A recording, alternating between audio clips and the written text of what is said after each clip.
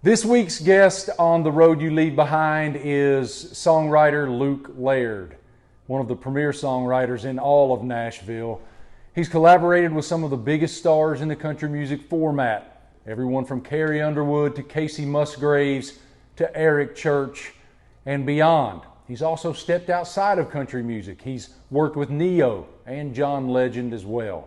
To his credit, 24 number one singles and counting. He has a brilliant mind. He's been a friend of mine for more than a decade now, and I just love his spirit. I love being around him. I love hearing his philosophy and perspective on the world. It makes me better. He's a great man. Without further ado, here's Luke Laird on The Road You Leave Behind.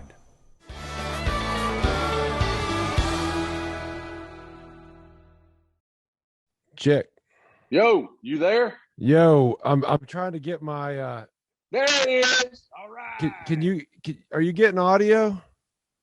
I'm getting audio and video. You look handsome as hell Hey, this morning. I didn't get my makeup artist over here in time, but it's all good. I like that swoosh. That's good. Morning. What's up, man? How we doing? Good, man. Thanks for being an early riser like myself.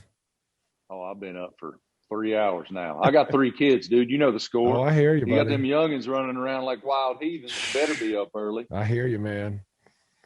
So it just I've wanted to have this conversation with you for so long, and I thought we'd have it at a show sometime, but I'm thrilled that we actually get to do it on this platform. And I have so many questions for you that there's no way we're going to get through them all. Sure. But we're going to try. And I just want to start with, do you remember when we met? I remember meeting you, and I feel like we were in Vegas. Is that right? We were in Vegas. You have a very good memory. And it was with Eric Church, and I can't remember. He was playing the Pearl with Miranda Lambert. Oh, that's right. And we were up way too late. Yes. And you and your wife and Lainey and me shared some random conversion van back to whatever hotel casino we stayed in. It's funny. And go ahead. No, I think it's funny because I must have really built it up in my mind because for some reason I thought we were in a limo. We were not in a limo. No, brother. This was no limo. This was like a Ford Econoline 350 conversion van or something. And we went back, but I remember asking you that night. I remember asking you, why aren't you an artist? If you have the ability to write these songs, why not just be an artist? And you had a very unique answer at that time, but now you are an artist. Well, I don't know, man. I don't know what I said at the time, but I'm sure it was something to do with, the artist touring schedule. That's it. And here's the reality too. When I first came to Nashville, one of the first we like to call guitar pulls, where the publishing company that signed me, we got together with another publishing company, brought some new writers together, and you just hang out, play some songs. And I'll never forget, I'm sitting there playing my song. I think it's pretty good, for a 24-year-old guy or whatever. There's a guy sitting right across from me who's my age. He strums a chord and starts singing, and I was like, man, I'm way out of my league. This dude, I'm like, if this is what new songwriters are, and I'm going to tell you that guy, he had glasses on, no facial hair, nothing like that. It was Chris Stapleton. And I was like, no way. Yes, we were both brand new writers. And I was like, man, if all the writers in Nashville are like this, I'm screwed. But I realized pretty quickly he was one of a kind. So, but man, it messed with me in a great way too. I was like, this is why I moved to Nashville, man, because the best in the business are here. So yeah, for me being okay, so the artist thing now, look, I'm fully aware I'm never going to be Stapleton, Eric Church, anybody like that. I love where I'm at in life. I'm 42 years old. I'm married. I have 2 boys. I love being a dad, love doing the family thing. But these songs were so personal. And it was actually my wife that encouraged me. She's like, why don't you just make an album? Like, we'll put it out. She's really smart on the business side of things. I'm just like, I need to be in here creating. And I was like, is that weird? Is this like a midlife crisis or something like that? But she's like, no, I think I do think people will connect with these songs. And even if it's on a small scale, this is a great time to do it. You know, we were all locked down. So that's where that came from. And I really enjoyed the process of, you know, thinking I can do whatever I want with these songs. I don't have to worry about handing them off to a record label or, you know, after you write these songs, it's really in the artist hand and the record label. And that's kind of it. So this was kind of a full creative control. It's kind of fun. If you guys don't know, the album's called Music Row, and Luke sent it to me. And I loved that he sent it to me in cassette tape form. Like, y'all need to look at this bad boy. For those of you who are in your early 40s, look at that sweet, sweet son of a gun right there. Man. I love when I got this, I was moved on a lot of levels. First of all, you wrote me the nicest note with it. And I was really grateful for the message. And Luke wrote me a really nice note that there was a thank you letter for my appreciation for country music and my visceral appreciation for everything that country music is. And that just meant the world to me, man. So thank you for that. Well, and I really mean it. Cause you know, of course I got a lot of friends that love country music, but it's cool to see people in other businesses who actually know about country music and that passion. It gets me fired up again. Cause sometimes we can get here on Music Row, it's so inside, and I'm sure same deal in your business in other ways. Like I can appreciate what you do from in a different perspective because I'm outside of it. And so I just always, you know, from that first time we met, I knew that you were just like a huge fan, and I love that because I am too. I've always said this about country music specifically, but music in general. When we cannot speak, it's our voice. When we cannot walk, it's our vehicle. It's all of those things that play into those emotions if we're willing to be vulnerable enough to let. And back to vulnerability, that's one thing about this album that really struck me, man. You were a lot of things in writing this, but vulnerable is the tip of the spear in terms of those attributes. I mean, you're writing a very personal song about quitting drinking. You're writing a very personal song about losing loved ones with leaves on the ground. Why were those messages important for you to disseminate in this record? Man, I just feel, you know, those songs came before I'm like, I'm going to make an album. So they came from a pure place of me sitting down by myself, thinking about back when I was a kid, and before you're in the business of it and not thinking, oh, can this be a hit? Or can I send this to so-and-so?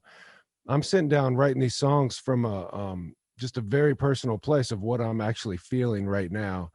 And that's why I don't drink anymore, was one of those that I wanted to write for a long time because, you know, being in country music, everything we do, you know, every social, you know, drinking in that. And by the way, I'm not an anti-drinking person at all. It was just for me.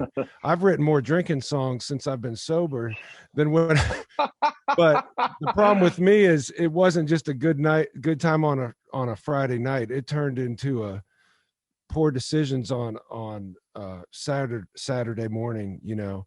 And so I played that song one night at the Bluebird Cafe here in Nashville, which, you know, for those of you that don't know, is just like a world-renowned songwriter place. People come in, it's about 100 people can fit in there, and you just play your songs in an intimate setting. So I played that song one night. I was almost nervous to play because I'm like, should I play this? Like, like you said, it felt very vulnerable. And when I wrote that song, I had that title for years. That's why I don't drink anymore. And I'm like, why don't I drink anymore? And one night I just sat down and I started thinking about my grandpa, started thinking about when I stopped drinking, what kind of man do I want to become? You know, I really feel like God didn't make me to turn into a drunk. You know, in my fallen nature, I have that within me. And so that's a bummer, but that's not who I'm meant to be. And so I just sat down one night and it just came out, and it felt very personal. But going back to, I played it at the Bluebird, and a girl came up to me afterwards who was a student at Belmont. She had tears in her eyes, and I played all these other hits, and she wanted to talk to me about that song. And she told me a story about that her dad was an alcoholic. He was trying to get sober, kind of going back and forth. And for whatever reason, I think just her seeing someone who, is like her dad in a way, not didn't see me as a dad, but who struggled with the same things. She really found comfort in that. And so she said, can I download that anywhere? Anything? I was like, no, I just wrote it. But I went home that night, made a little guitar vocal. I got her email address because it meant a lot to me. I'm like, wow, these songs really are connecting. And so I just emailed it to her. But then that triggered, like, maybe there's some more people that could want to hear something like this. And so then that kind of directed, like, I want to make these songs personal, but I know, like, me going through stuff isn't unique to all the emotions that we all feel. This is just my story of it. And hopefully people can connect with that in a way and put themselves in those stories. Well, it's fabulous. And you guys go to whatever streaming service you can find. I know it's on YouTube. Go buy it. It's called Music Row. And I was really grateful that you sent it to me, brother. You said something there. You said something there that sticks in my craw for my friends who are songwriters and artists. Mm-hmm. And I don't have to be beholden to whatever the politics are in this. Yep. How often does the specter of will radio play this hang over the creative energy in songwriting moments? Oh, man. I feel like half of my battle is getting artists and writers to not overthink that, because, and believe me, it crosses my mind too. I mean, look, this is a business. I want my songs to get heard. I want them to get played on the radio. But when that becomes the primary driving force of how you write a song, yeah, you may have some songs that fit the radio, but all of a sudden, and you'll hear it, and I'm not calling out any specific songs, but the edges get carved off, everything gets smoothed over. It fits this mold. And yes, it might work, but those songs will never be, in my book, the ones that you want to go back to even 2 years from now, let alone, 10, 15 years. I'm trying to write songs. Yes, when I do want to write hit songs, I'm not going to write a 15 verse folk song and try to expect the radio is going to play it. But you're trying to find something that's going to cut through. And sometimes that's like in a line that it's always the lines that scare radio, that then if they actually end up getting heard, being the ones that people are like, man, I want to hear that song. And so it's that fine line in the writer room. You try to protect as much. Let's just write this thing, make it as good as we possibly can. And then, hey, worst case, if we have to change something here or there, that's one thing. But when you start editing before you even get the thing written, then it just turns into vanilla. And I've been part of some of those songs, and it's just it's like, as a creative person, you're like, oh no. Then I do have to go write something just crazy, and I'm like, hey, nobody's gonna sing that. Well, you've written a few crazy ones that people did cut, radio did like. Yeah. And the next thing you know, it's a forever song. Yeah. And we'll get into some of those in a minute. For those of you listening or watching who don't know, I think you're at 24, 25 number ones now. And I know that pays really well. In a lot of cases, that's not what defines you. Sure. But I mean, some of the songs that's Luke has written, even with my buddy Eric, Drink in My Hand. Mm-hmm. I listened to Give Me Back My Hometown for 20 miles of the 2014 Boston Marathon on a loop. Oh, that's awesome. 20 miles. I listened to it till my phone died. But I want to break down those songs after a while. First, let's just kind of let's get to blue collar America where you grew up. You grew up on the Ohio Pennsylvania border, Yep. out there near Lake Erie. I mean, you're talking near Youngstown, really blue collar kind of area. Yep. How did growing up in that environment kind of shape your worldview? Man, I come from, I grew up on Laird Road, which is my last name. And I've told people that, like, oh, you must have really been, it's like, no, it was called Laird Road because that's where like my great grandparents settled. It's not, there's nothing great about it. I grew up next door to my grandparents' farm. My grandpa had a 100-acre farm. He gave my dad 3 acres to build a house on. He and my mom built a house.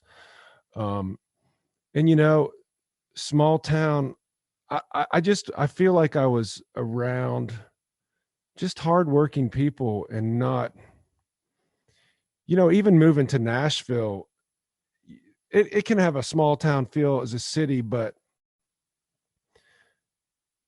there's just, I'm trying to think of a way to say this. Let me put it this way. Like in my town, there was, if you knew that like the doctor had money, like if a doctor has right. Relative to, but there was no, I don't know. It just felt like we were all in a way. And I know we weren't like on a level playing field. A lot of people were just getting by. A lot of people just getting by, but a lot of people were just hard working Monday to Friday, go to church on Sunday. And that was enough for them. And they really valued family. It's family values, it's not perfect by any means, but just, I was talking to my dad the other day and we were just talking about some of the people from our hometown and just the characters. The humor, like you find I had an 1.5-hour bus ride to school. And wow.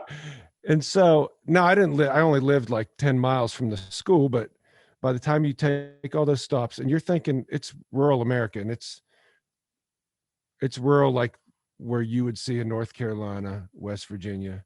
And that's pretty much all I need to say. I got an education on the school bus. The things I learned, it was me too. It was not the way that an ideal way for a parent, for their kid to learn things, but and believe me, there's things that hopefully my kids, it'll take a few extra years to learn some of these things. Cause man, I remember this, I could say it on here, I guess. Cause this one kid, I thought, man, I was in 3rd grade riding with seniors in high school, I was like, man, those guys are super cool. And it was the guys with the mullets. This is like 87. Yeah, man. The mullets, Motley Crue t-shirt, flannel shirt, had a pack of Marlboro Reds in the pocket. And I remember I'd see them come on, try to be cool. I take my boombox on there that I got for my birthday from my aunt when I was in kindergarten. I'd crank that Guns N' Roses up. I'd be like, these guys are going to think, man, they'd just be back there going crazy. The bus driver would have to pull the bus over and he's cussing at him and everything. But I remember this one kid, he would get off the bus every day. And I was like looking up to this guy. I'm like, he's cool. He'd step off that school bus, make out with his girlfriend, light up a cigarette, flip off the whole bus, and then moon all of us. And I was like, man, that's awesome. And I know I've kind of gotten off track with the questions, but I guess that can happen anywhere. But just growing up in rural America, just the people, and had fun playing Little League, and it was just kind of a lot of it was just kind of a rough crowd. I don't know how else to put it, but still well-meaning people. And I love going home. I still have so much family up there. I do miss the small town, it's easy to romanticize when you're away from it because there's a lot of heartbreak as well. But I do miss that, going into the grocery store going into the one restaurant where everybody kind of hangs out, and just, even if you're not super tight, everybody kind of knows everybody, and there's people look out for each other.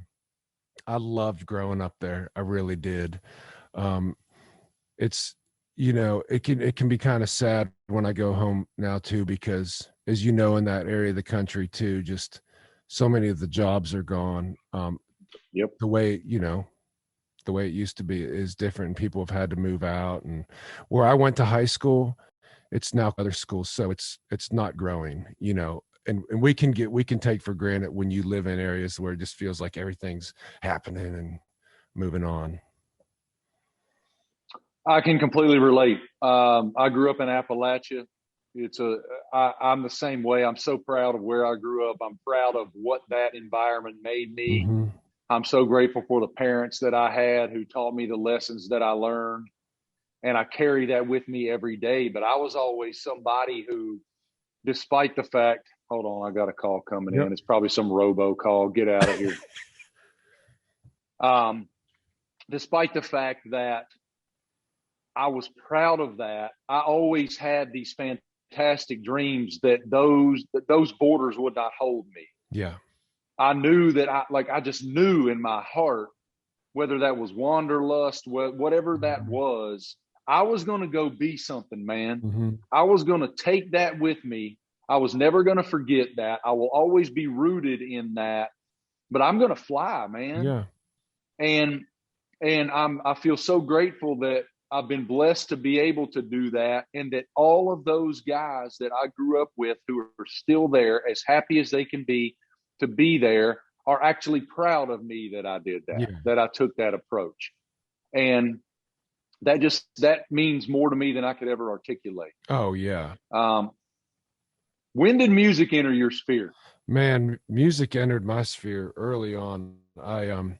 When I was, now neither of my parents are musical, but I started got some piano lessons right when I was about kindergarten age. And one day a few years ago, I asked my mom, I go, why did you get me piano lessons? Like, again, what made them think, oh, he wants to play piano? And she said, every Sunday after church, you'd go up to the front and start banging on the piano. And she looked at my dad like, maybe we should try to get him piano lessons. I went through like 6 piano teachers because my problem was it was so hard. They're trying to teach me, which nothing against them, probably the proper way to learn with reading music and everything. And I couldn't get it. And I didn't enjoy it at all.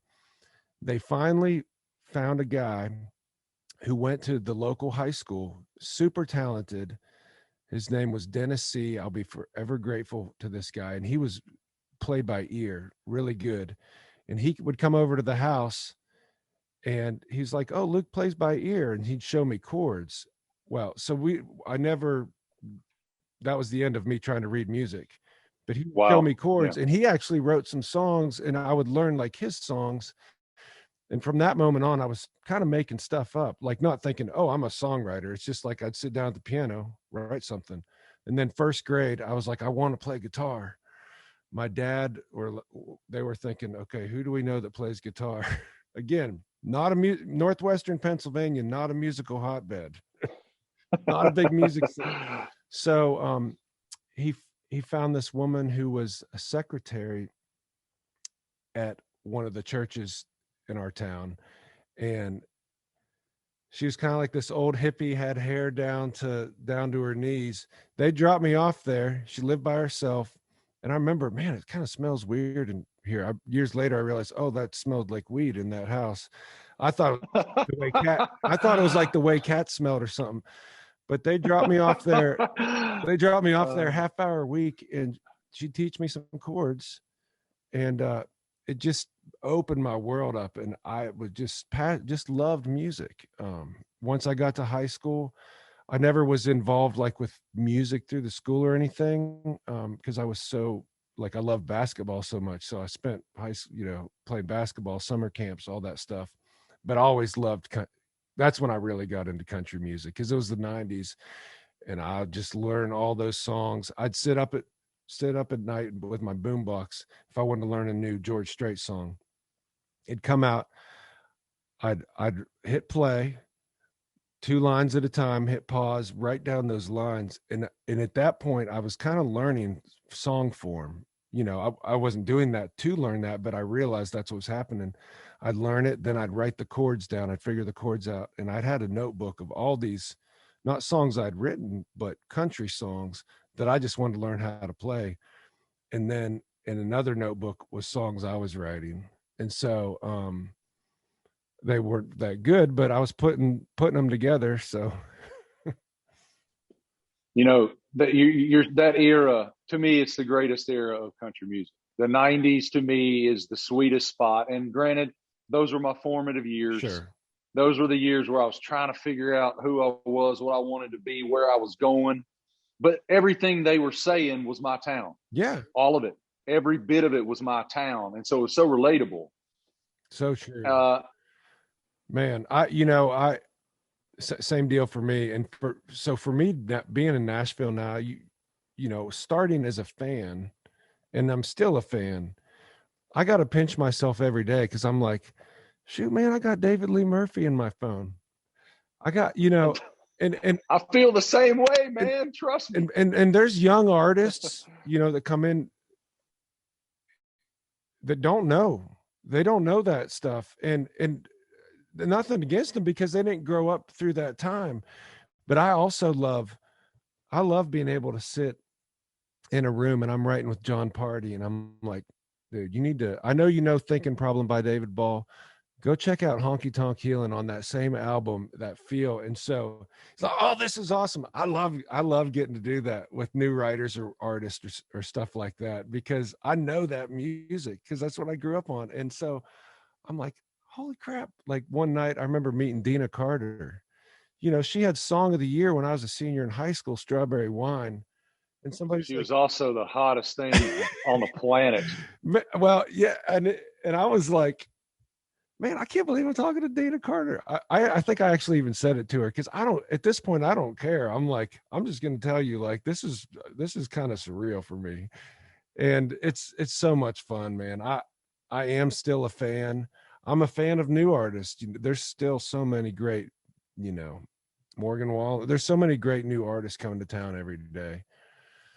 I'm the same way when I get to, like, it blows my mind that I have some of those folks number two. And when I get the opportunity to spend any time with them, I just spent a lot of time with Travis Tritt down on his ranch in Georgia. And I mean, I was unabashed. Like I just told him, dude, I'm a fanboy. You're just going to have to deal with that.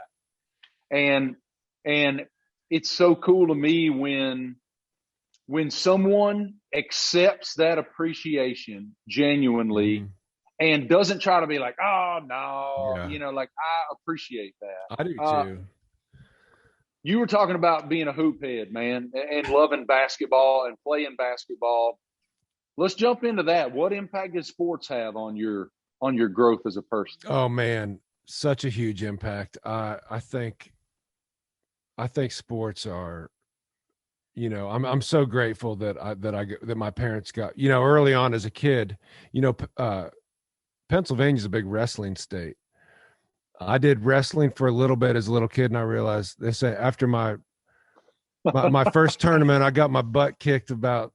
I think I won one match and just got hammered 2 other ones. Okay, that's not my sport. That's what my dad did growing up. And again, I'm grateful he didn't push me to that. He's like, oh, he likes basketball. He didn't know anything about basketball, but they tried to get me in the camps and just were always so supportive coming to the games. But yeah, I think it's that working with different personalities, in team sports, especially basketball, and going through something together with some other people. Those hard practices, one of the worst feelings was, that's why I can relate when I watch like a team like lose a state championship. I never got to a state champion, but just you've worked so hard and you lose. And I know, like, these kids might not know it now, but man, this is so good. They're gonna, and the winning stuff and how to deal with that. But I remember, man, like you'd go to a big rival game, a away game, so you ride the bus and everybody's focused, and then if you win that game, man, it's a big party. Everybody's in a good mood, riding home on the bus. The coach, you like want to hang out with the coach.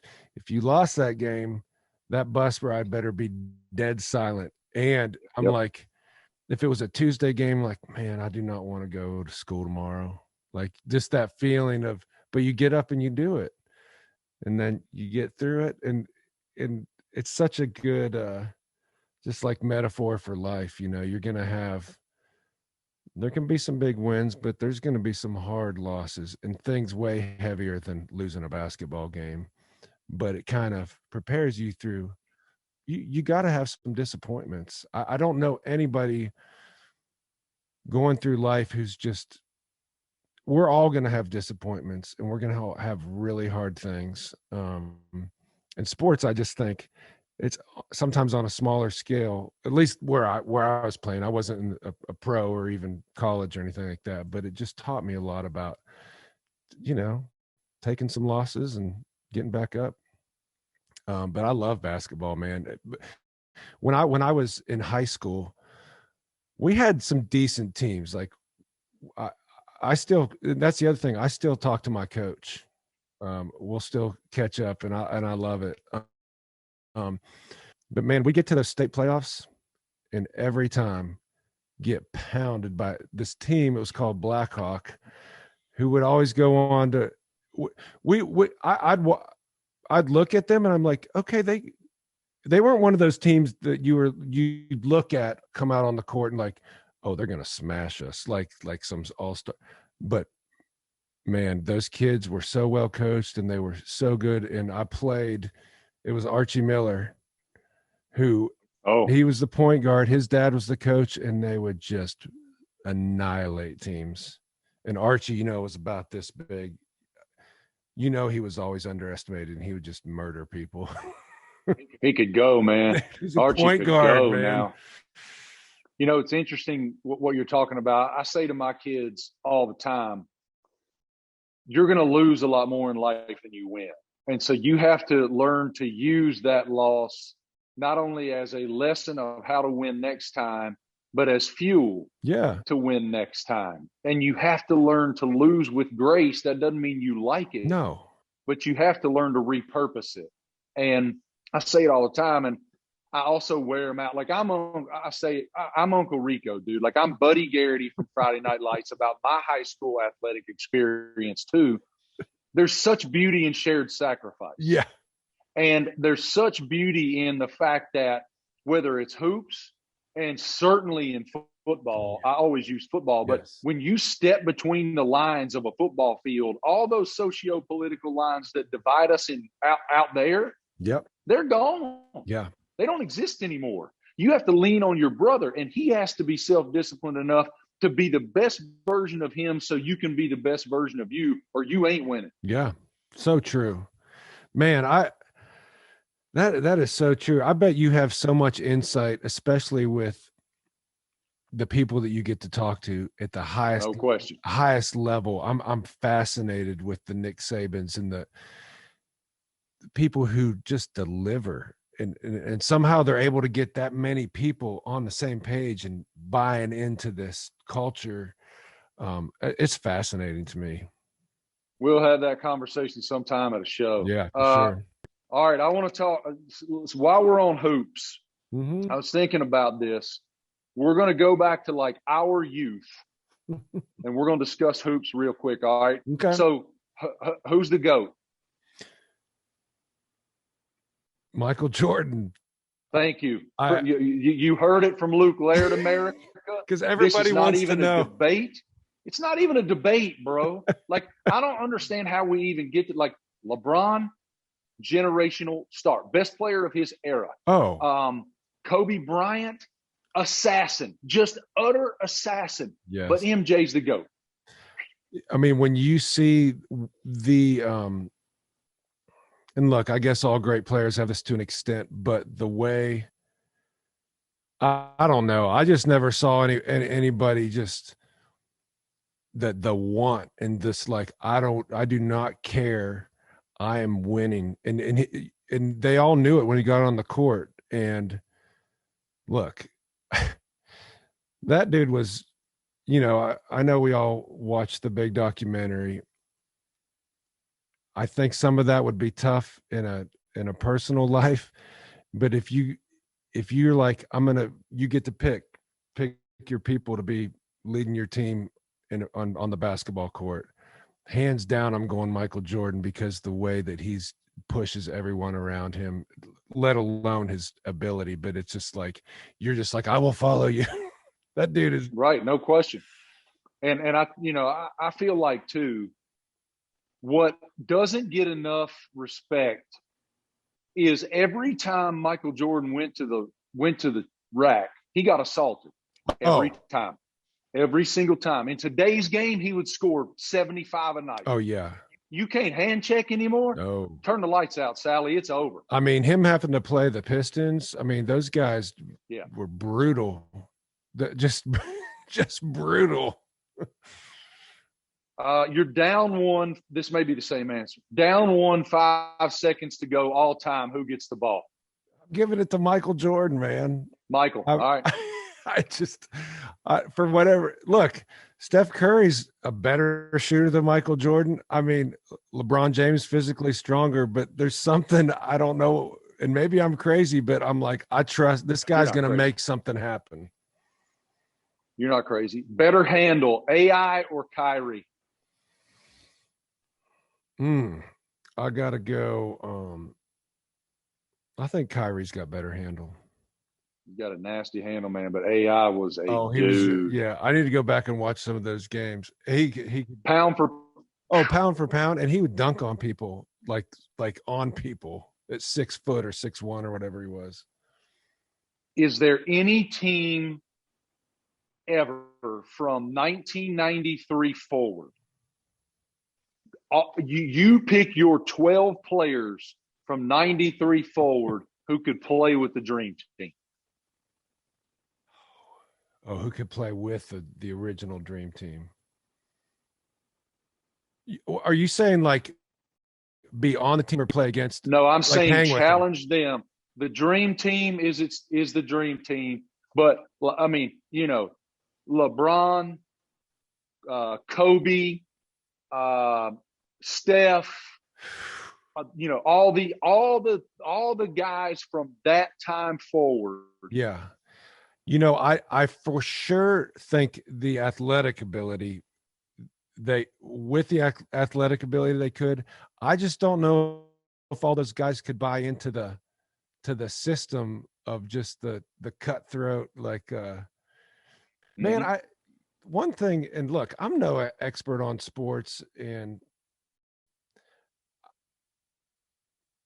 when did it become like, if you sign a contract and you're just like, screw it, I don't feel like it, then all of a sudden you can just go to a different team? Again, I don't understand it, and I know there's a lot of, I'm not in those situations either, but back in the day, it just felt like if you signed, you just know somebody, okay, they got to play this out, and then they can go on to their next thing. Now it's like, I get in there for 2 weeks, I don't like this, and literally I'm not going to. That's one of the biggest differences between the era you and I grew up in and now, is you knew that Michael was eventually going to have to get by the Pistons. You knew that Larry and Magic were going to have absolute battles. Yes. I mean, for the supremacy of the league. And because of that, there was that continuity that we fell in love with. Yes. I knew every player, every stat, every hometown, every college. Like, I knew Robert Parrish went to Canisius. Who knows that? So, like, but Scottie Pippen went to Central Arkansas. Right.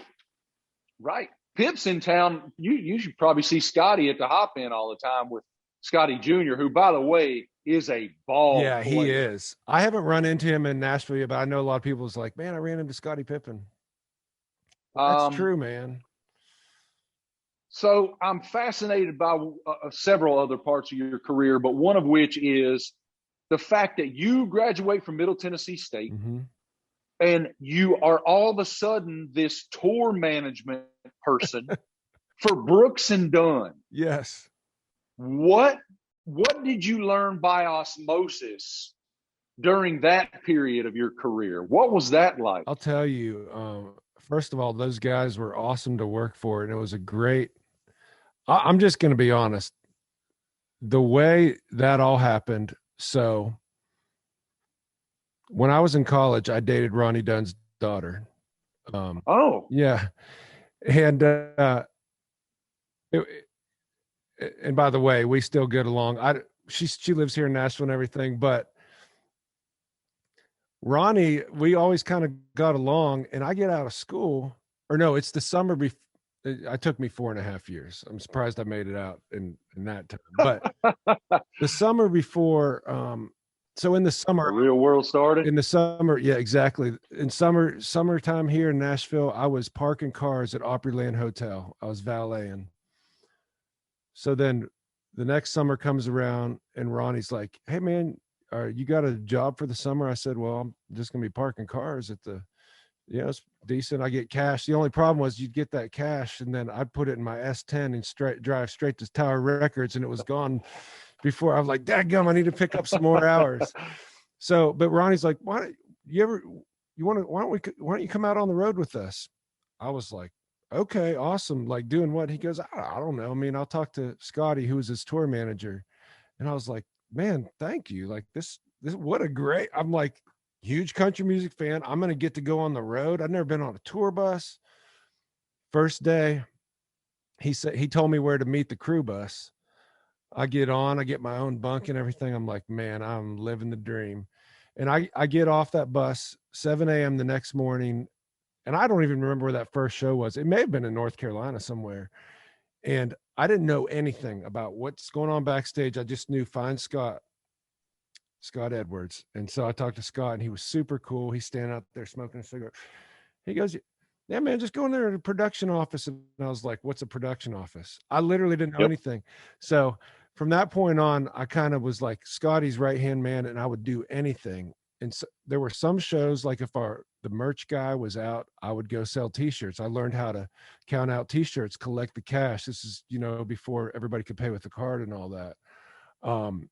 The guitar tech, his grandmother died one weekend, and Ronnie was like, well, I mean, we could fly somebody in, but nobody knows the show. They're like, Luke, you pretty much know the show. And I was like, I mean, I guess so. So I was a guitar tech for a weekend, and I literally had to, in between the songs, know which guitar to take out the kicks, as well as all their guitar players. And one of the funniest things about that, and I was nervous. I'm like, okay, I have the set list and I'm going through stuff. And I remember the lights go down. Brooks, they finished some big, I don't know, big honky tonk truth or something like that. The lights would go down, and I'm supposed to go out, give Kix his mandolin, trade for the electric. And I'm trying to kind of get a jump start on it. And so right as those lights go down, I'm running out there, and Kix does one of his big swings and hit me square in the head. And I'm bleeding. I'm stumbling. I'm stumbling, like trying not to pass out on stage before the lights come back. And so I give him that. And I walked in, and all the crew guys in the back are dying laughing. I'm wiping blood off luckily I didn't go unconscious, but I was like, man, it was so that gig was so fun, man. That the first tour I did with them was 4 acts. The opener was Keith Urban. Then it was Montgomery Gentry, which I love those guys. They were always so good. Me too. Toby Keith, who was great to me. We played basketball every day. And then Brooks and Dunn was the headliner. And so I was in heaven, man. And I was exhausted too. Cause I mean, I was first one up, last one to sleep at night. And I was just like, oh my gosh. And it really made me come to a great appreciation for, again, back to the blue collar, the crew guys. Those guys, man, they sacrifice a lot. They're away from their families and stuff too, but they ain't getting all the glory on the stage. And it was just such a great experience. I learned so much, had so much fun, got to go out. It's like I'm getting to see free concerts every night. And man, I'll always cherish those memories. And one thing I did tell Kix and Ronnie, I said, I'm so grateful for this job. I did move to Nashville to be a songwriter. I'm not going to try to play you my songs or anything, but if I get a publishing deal, I'm quitting this job. And they were like, man, we totally get it. And they can relate because those guys moved to chase their dreams too. And so when we'd be off the road, I'd be on Music Row or playing open mic nights and all that stuff until I could get something going. I want to talk about how the publishing deal came to be in a second, but first, you've intrigued me. What kind of game does Toby Keith have? Man, I imagine with that body, he's probably got a nasty post game. I'll tell you, he does. He's got a pretty soft touch, pretty good game. I'll tell you. He must talk all that trash too. Knowing Toby, I bet he talks all that. Oh yeah, he's talking trash. I'll tell you who hacks more than anyone is Kix Brooks, man. He's freaking he's a hack machine. You know, he's a headliner, so what are you gonna do? You're like, oh, okay, you don't really want to call it, even though you're like laying on the ground. Let me tell you, I have to tell you, so while we're talking about basketball and country music, you'll appreciate this. I went out on the road one year, a few years ago, with Thomas Rhett. Justin Moore was on the show. I can't even remember what tour it was, if it was Aldine or something. And Justin comes up on the bus, and he's like, man, y'all want to run one? And I was like, and he was talking, you know, there's a basketball hoop out there. And Justin, you know, such a nice guy. But let's be honest, inside I was like, I mean, he's so short. Like, I'm just thinking these things I would never say, but I was like, okay. So me and TR, we go out, we're playing. Justin Moore is a freaking baller. And he started doing that behind the back and through the thing and like fading away. I was just like, I loved it so much because I so underestimated him. I know he gets underestimated all the time. And I was like, Justin, I was like, did you like play ball in high school? Yeah, man, I played. I said, were you good? He's like, I mean, I was starting point guard. I was like, oh, that's all. I go, was your team good? He goes, I mean, we won the state championship. I was like, and I just love that because I just wouldn't have expected, and I love it, man. One of the all-time great, genuinely kind human beings that the good Lord ever created. Absolutely. Is that man right there. I knew that dude before he had a record deal, and he has not changed one bit. And I could say that about a lot of country artists I know. So how'd the publishing deal come to be? How do you become a professional songwriter? Man, you don't need a college degree for it. I'll tell you that. That's one thing. When I graduated, a writer said, why'd you go to college? You don't need a degree to write songs. I'm like, true. However, how did I know that this was going to happen? I couldn't have guaranteed this. And my parents would have like been really, really concerned. They were fortunately supportive, but I'm sure they're like, oh, he's going to be a songwriter. Okay. Man, there's no one way to do it. I will say, if you're serious about writing songs, you got to come to Nashville. It's just so hard. I know a few writers, Lori McKenna. I really can't think of anyone off the top of my head because it's like with sports, you know, if you want to be the best, you got to go where the best are. You could stay in your little town and just have fun writing songs and think I'm awesome. And yeah, because you're the only one there that writes, and your aunt and your grandma say, you're so good. But until you come to where the best are, you have no idea it's not just what you're up against, but just the level of the I know guys who right now don't have publishing deals that are unbelievable. So for me, I knew I needed to come to Nashville. I visited MTSU. It's the only school I applied to because they have a music business program. And I'm super grateful for that school. I learned a lot about just contracts, business side of things, but also got access to Nashville. I got to volunteer at the CMA Awards, country radio seminar. Real quick, CMA Awards, first year, 1997. I'm volunteering backstage. I've never been around a country star like in person. I've seen him from a distance at the Travis Tritt 10 Feet Tall Tour 94. but I'd never been, and I'll never forget the CMA Awards 1997. I'm standing there backstage and we got the big talk, like you don't approach these artists and start talking to, which I wouldn't have done that anyways, but you just have to kind of wear all black, be a fly on the wall. I was like, this is unbelievable. I'm sitting there. I remember they had a payphone back there. I called my dad and I was like, Dad, you're never going to believe who's like 10 feet from me. He's like, who? I go, Tracy Lawrence. Oh, yes. And it's funny that I vividly remember that. And anyway, I know I'm all over the place, but yeah, I get a publishing deal. I came here, I started doing open mic nights. I finally was able to get a car my junior year of college. I didn't have I was riding around a BMX bike. You got to get creative on dates. I'll just meet you over there. I got that 1989 Chevy Celebrity, and buddy, I was freaking. I have a friend who said, "Oh, Chevy Celebrity, the only people who don't drive one." So I would drive from Murfreesboro, which is about 30 minutes, up here to Nashville. There was open mic nights at a place called the Broken Spoke. There was one in the bottom of a Best Western called the Hall of Fame Lounge. It was next to the Old Country Music Hall of Fame. And you just go in, sign up, and there's, Nashville's filled with songwriters. You start meeting some people. I always tell people, if you got the goods in Nashville, you will get found out. It's not like you go out and play some people, the word of mouth around here travels so fast. And there was one writer I knew who was actually from my hometown, which is crazy, but he's older than me. So I didn't know him that well and I didn't want to bother him. A guy named Bill Luther wrote What I Need to Do for Kenny Chesney, wrote My Best Friend for Tim McGraw. But he heard me play once and he said, man, and I'll never forget this, and I appreciate it. He goes, I think you're good enough to get a publishing deal. And when you have somebody who's in the business that you want to do, give you that confidence, that affirmation. I was on cloud nine. I went home. I mean, when he said it, I was like, oh, cool. I went home that night. I'm like, oh my gosh, like this could actually happen. I might get to write songs for a living. Just somebody who was somebody said, I think you got what it takes.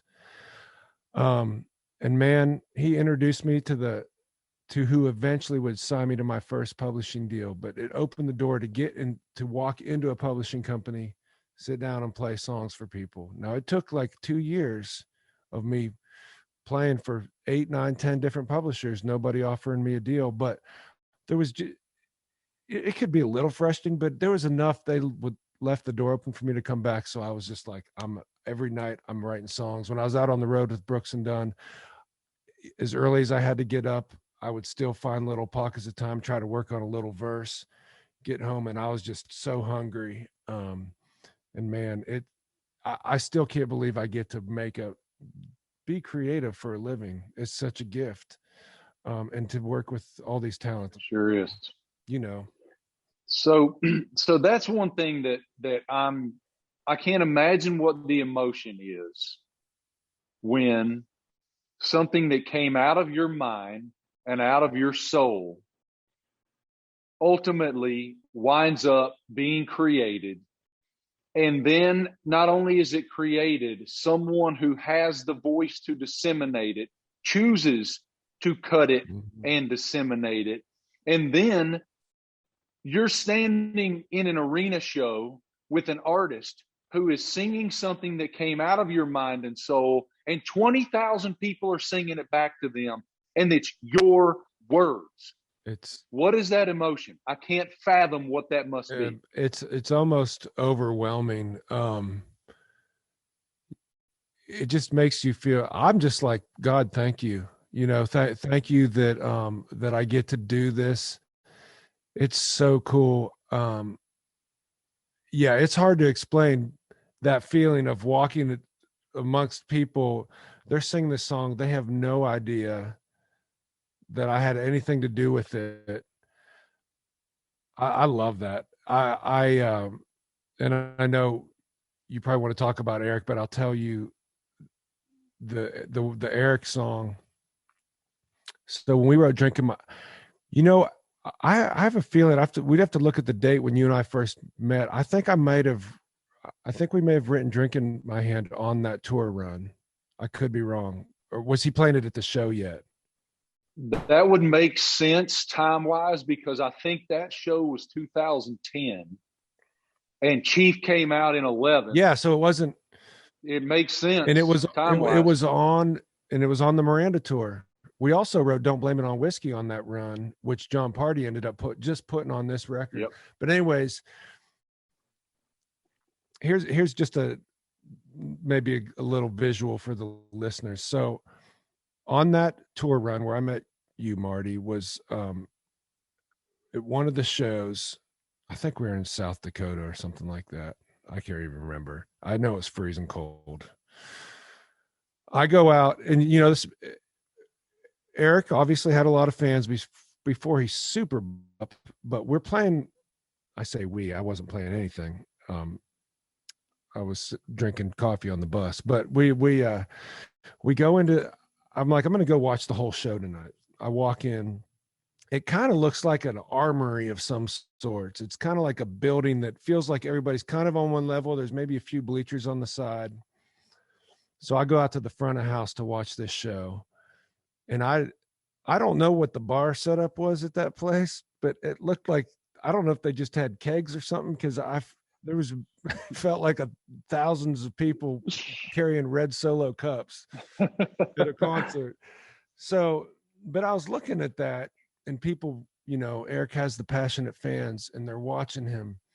And as I'm watching just the people that I'm around and kind of observing everything and thinking about Eric and his fans, this little one line and one melody comes to me. And I was like, I mean, it's a miracle I didn't say, whatever, and just not think about it. But I hear it over the music in my ear, like, all I want to do is put a drink in my hand. And I'm like, maybe that's a line for a song or something. So I go back to the bus. Eric comes off stage. It's me, Eric, another songwriter, Michael Heaney, are sitting there. God bless him. Oh, Heaney, yeah. That's a character now. Oh, buddy. Speaking of characters, yeah. But Eric has his in-ear monitors in. He takes it off, and I'm kind of sitting up in the front lounge with my guitar. And he's like, what are you working on? And I was like, I go, honestly, I don't know if this is good enough for a whole song, if it's just a line in the song. And I just played the 3 chords. It was like, I kind of told him like the groove. I was like, all I want to do is put a drink in my hand. And he was like, I love it. Let's write it. He didn't even he barely got the in-ears off. So he sits down. And I just got to tell, I mean, Eric is literally one of the best songwriters in the world. I've sat in a room with so many great writers. We all know he's a great artist. The writing that this guy does is unbelievable. He blows me away. And honestly, that may be, if not the only song, one of the only songs where I actually said the title. Usually Eric has the idea. So we sit down, me and him and Heaney, and start cranking these verses out. We had about, I swear, like 20 verses, but it was so much fun. Eric's wife, Catherine, is sitting over there realizing, oh, you guys are writing a song, but literally nobody's writing anything down. I better keep up with this. She's typing everything we're saying. She should probably get co-writer credit for it. But she's typing everything we're saying, because we're just like writing, recording. And we had that song done in like an hour, probably. He's still sweating from the show. He hadn't even got like his shower or anything like that. And I remember we finished that and I was like, man, this song feels pretty good. And the work tape we did on it, like the next day, Miranda Lambert had come up to the bus and we're like, check this thing out we wrote. And we play it. And you can hear her at the end of the work tape go, holy shit. It was and people ask me, do you know when you've written a hit and all that? I don't know. I mean, you write so many songs, a lot of times, depending on who records it, it could be a hit or not. We wrote that and I was like, man, if Eric I feel pretty good about this. I don't know if it'll be a big hit, but I was, when he cut it, man, I was like, dude, they just took it to him, and Jay Joyce just took it to another level in the studio and just freaking knocked it out of the park. So there are a couple more I want to dive into that you wrote with him. I mentioned Get Me Back My Hometown earlier. How did that one happen? Put me in the room for that. Yeah, man. So I get out to Eric. Well, real quick on the way, Eric calls me up, like he does with a lot of writers, and like, I'm going to be in a cabin in North Carolina for a month. Have a few different writers come out at different times. So on this particular day, first of all, I had my Nissan Frontier that I'd had for coming up on 10 years, and I always wanted a black Ford F-150. Now, I didn't have to be fancy, but that's just kind of my dream truck. And I'm not even a big car guy. Like, I don't know jack about cars and trucks and all that, but like, I always wanted F-150. It just feels pretty solid. And I was telling my wife and I were having that conversation, and at this point I could afford one, but I'm also want to be smart and all that stuff. Well, I'm driving out I-40 to go to North Carolina, and I start having transmission issues with my Frontier, and I'm like, I'm not even to freaking Crossville, Tennessee, and this thing is, it's not going to make it. And I'm like, I got to get out there because I'm writing with Eric Church. So I call my wife. I was like, hey, we've been talking about getting a truck, F-150. And she's like, yeah. I said, I really do want to get. She goes, well, I think once you get back, let's just go look. I think it's fine. Like, your truck's almost 10 years old. You can afford to buy a truck, And I go, well, no, I want to get one today. I said, no, I'm serious. I'm having really bad transmission. I can't even go like over 50. It's like, I'm like, she goes, are you serious? I'm like, I swear, Beth, I'm not making this up. And I have to get to North Carolina to write with Eric. She's like, oh my gosh. And this is so me and my wife, because she's so like the business one and researches stuff. She's like, all right, I'm going to call you back. Same.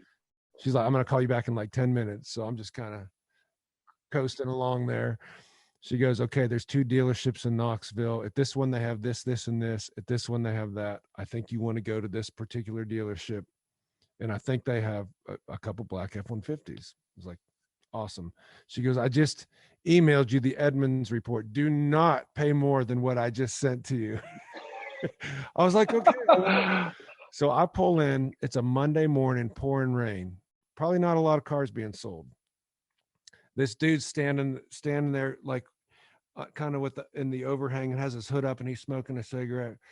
And I pull up, and he's like, I go, yeah, man, I think my wife called. He goes, yeah.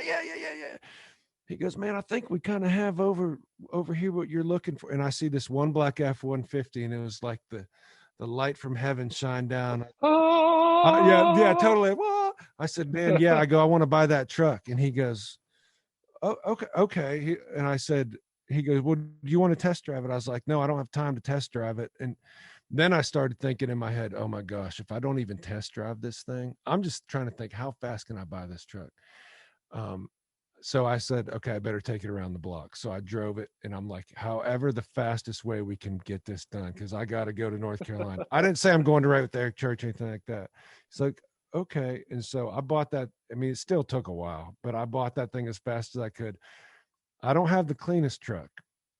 At the time, I still had a ton of CDs laying on the floor and all that. So they give me a few little like moving boxes from the dealership, and I'm taking stuff out of my Frontier, putting it in the F-150. So I pull up to the cabin at Eric's. Finally, I get there. He goes, man, nice truck. He's like, that looks new. When'd you get it? I go, I bought it on the way out here. He's like, what? I said, yeah. He's like, okay. So the next morning we wake up. He's like, man, I got an idea. He goes, it's about a Civil War soldier who like died, but like comes back from the dead. And I kind of thought he's joking, but I was like, Eric's a deep thinker. Comes back from the dead, visits his wife, and I was like waiting for him to say, I'm just kidding. He never said, I'm just kidding. I was like, okay, that's what we're writing today. I'm thinking inside, we ain't writing a hit today, but you know what? He's the artist, and I'm here to serve the artist. So we write this song, and of course, since Eric's on it, sorry about that, it ends up being super cool, something that nothing ever happens with it. The next day he goes, man, I want to write a song that has like one line in the chorus. And I'm sitting there thinking, I'm like, okay, I'm trying to think how to do that. And he said, it's called Give Me Back My Hometown. I was like, okay. And then we start talking about how we grew up, and man, we're on the same page, you know, we're the same age. And it just came in that, and I loved the simplicity. He had the vision to see, just say that one thing, give me back my hometown. This is my hometown. I was like, dadgum. We finished it, and I was like, it gave me chills. And again, I didn't know if he's going to record it or whatever. And then when I heard what they did with it in the studio, I was like, I'm so grateful to be a part of this song. And that song still is like, as a songwriter, like one of my favorite when I'm playing at the Bluebird or something. It just goes over really well. And I really feel it every time I play it. It still gives me chills. And like I say, I mean, when I ran the Boston Marathon that year in 2014, it was the year after the bombing. Yes. So it was so emblematic of ripping our town back from the clutches of cowardice. Yeah. And I don't know why, but I just kept listening, ran to the cadence of it. And it was just really spiritual time for me. And I've told Eric that before, and I know it matters to him. Like, I know he loves that. I know that he feels that, but you know, he's like, that's cool. Yeah. Eric. There is so much more that I want to talk about. Listen, for those of you guys listening, this dude has Grammys on his shelf. He's written and worked with Casey Musgraves and half of Carrie Underwood's catalog. And he wrote Talladega with Eric, and on and on and on. But I've already kept you for an entire hour. You have a life. And so what that tells me is we're going to have to do a second installment. Okay. And you're going to have to come back and spend more time with me, because I want to dive into, you were talking, we'll leave the listener with this. Mm-hmm. Luke said early in this interview, you know, sometimes you sit down and you're like, all right, I'll write that and we'll just see what happens. That ain't never going to be on the radio. Mm-hmm. Luke wrote Pontoon. Luke wrote a song about a pontoon boat that became an absolute monster. And back to Jay Joyce, you know, he takes those things that come out of your head and just goes, you know, we can make this thing, we can make this thing beautiful. And the next thing you know, Little Big Town has that. Yeah. Brother, I appreciate your spirit so much. And man, I'm so grateful that you gave me, I'm sorry I kept you this long. Oh, but it's all good, man. I appreciate you. Have an amazing day, amazing weekend, and we'll do it again. You too, Marty. Take care. All right, brother. Bye. Be good.